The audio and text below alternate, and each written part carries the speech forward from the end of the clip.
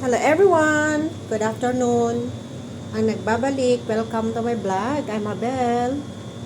Here I am again guys para i-share ko sa inyo ang aking lulutuin na nilagang baboy. At ito ang ating mga ingredients. Ayan, patatas. Okay. Now it's boiling our water. Siniparit ko guys yung yung ribs or yung pork. Kasi maliit lang po ang aming hindi po kakasya dito sa big pot namin. Yan na pinakamalaking pot namin dito sa bahay. Kaya siniparit ko na lang guys yung ating pork ribs. At ito ang iba pang ingredients. Now, I'm soaking right now ang ating Baguio beans. Ayan. Sinok natin ng salty water. May cabbage din. At may umpok din siya. Ayan. Soak natin for a while, mga 10 minutes or 15 minutes before natin ilagay doon sa mga iba pang sangkap sa ating pot.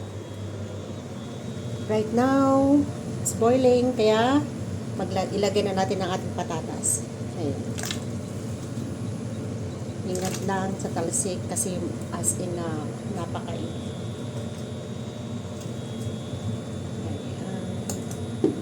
Oops.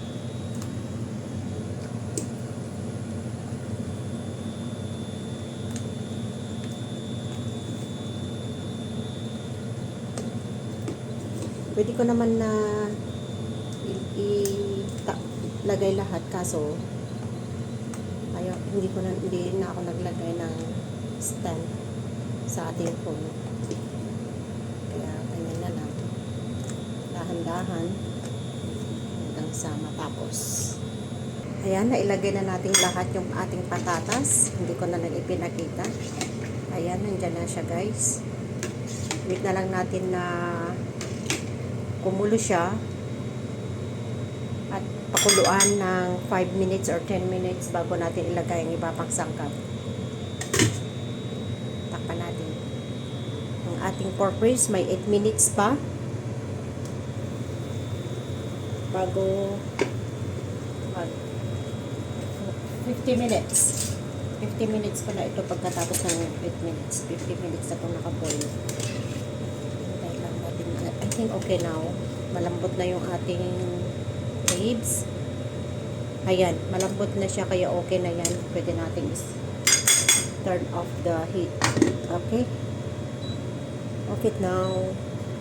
Kasi kapag pagpatuloy ko pa yan na i-boil, wala na. Yan na. Hiwalay na yung bones at saka yung meat. Kaya yan guys. Leave it there for now. Alam nyo guys kung magkano itong saging na binili ko sa Philippine product. $5 guys ang isa. Ayan, wala tayong choice kundi bumili dahil ito po ay pang dagdag at hindi po matatawag na nilagang baboy ang ating lulutuin kapag walang saging.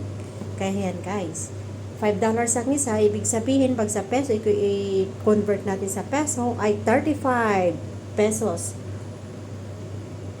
bawat isa. 35 pesos each. Ayan guys. Balatan ko na dahil yung ating tubig ay it's boiling right now. Thank you everyone. Bye. Ayan po. Inilagay na natin ang ating vegetables na umbok. Ilagay na natin lahat. Luto ng ating patatas at cabbage. Ayan, siniparit ko na. Kaya ganyan na lang po ang ating ginagawa. Naluto, salin. Wala po tayong malaking pot. Yan ang pinakamalaking pot dito sa bahay. Ayan guys. Okay, pag kumulo na yan ng after 2 minutes, okay na yan. Hindi na natin segregate. Hatiin. Ilagay sa box. Later pag hindi na mainit guys. Ayan. Alright.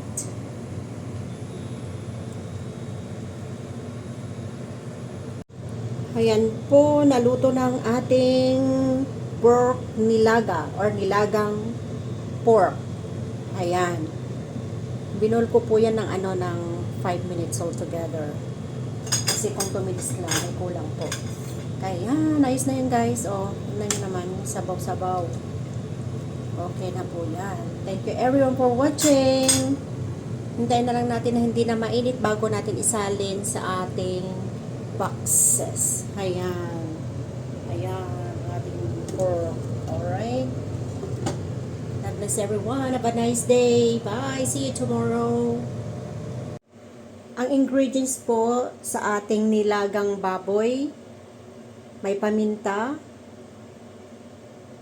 or peppercorns, sibuyas, kahit anong kulay ng sibuyas, purple or white onion, okay lang yon. Naglagay din po tayo ng pork cubes, salt, fish sauce, at saka yan, mga mixed vegetables, patatas, cabbage, umbok, at pork ribs, at ating baggy beans.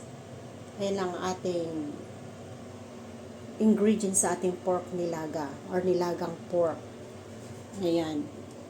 Naglagay din po tayo ng ng few slices of ginger. Dagdag sa panlasa or aroma sa ating soup. Thank you everyone for watching. I hope you enjoy. Napakasimpleng pagluluto ng ating nilagang pork ribs. Bye everyone. Don't forget to click the button, like, and subscribe para updated po kayo sa sunod ko pang upload videos. Thank you everyone. Ayan na guys, ang result ng ating nilagang pork. Ayan, bonggang-bonggang sabaw. At saka bonggang-bonggang gulay. Ayan. Thank you everyone for watching.